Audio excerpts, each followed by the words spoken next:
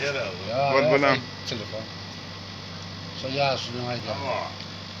Ha, hakkanlar kovalım. 2000 ursa atlastık bakatsa. Ha. Ya da söyle urs. Ay bu at kuzu gitti. Ulan ursa atlastık yan koyun diyor urs sorda. Sorda sonra yine ayıttı. Yöne bana da medal verdi. Bana medalına tutarsa da medal.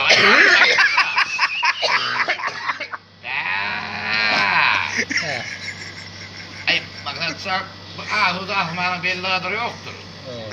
Ay ben ne bileyim sen ursumunda doktorun artasını ursun. Oradaki abi aman bir hacette gideceğim ursaya. Ay ben ne bileyim. Bakatsa namazı iyi duyarlar mı? Onun nimeti turma kıran kıran kaydıyar ha. Onun nimeti deyip hofide düzülmez bir avazı. Onun arada o kıyma eline kunnalar şöyle taraf var edip bir ait tutuşur. Yemek mi koy? Bir ait tutuşur. Eee, bunu da çağ ya. Ya yine orada o adam ursa gitti. Ursa gidenine beni amda yok niye? Ben niye artının üstüne artar neyimi dönürdüm dedim. Yani koy kuruna mı dedim. Ben kunna boğup öldüreyim o da artar. Bir ne mi makasat dokkuda artasını vursam o zaman 7 sene futbol mu yakta olur? Yok da değil mi? Maksat ola futbola yoktaydı ola. Neymiş? Ne adamım diyor. Ava. O zaman ne? Boş vaktimiz ortayla ben Tokyo'da komünal çöplak yapıyordum da.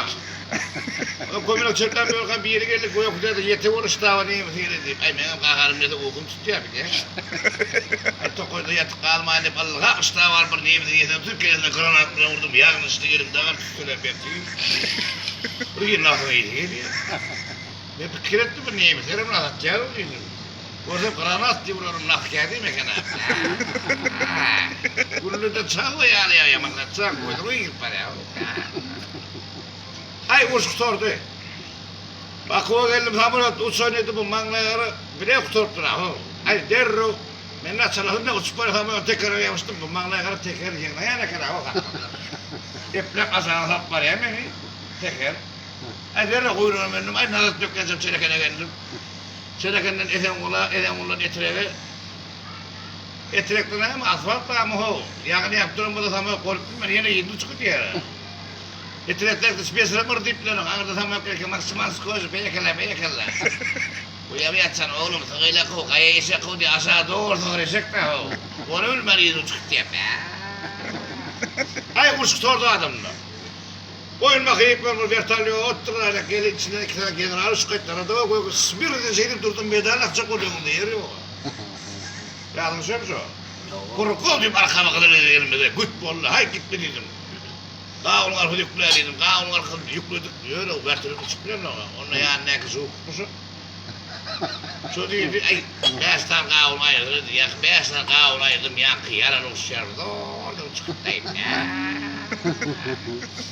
Ay adamlar, bıraklar kuru küçüğüne diye Allah'tan artık çoğunluğumun ursunu görmedim.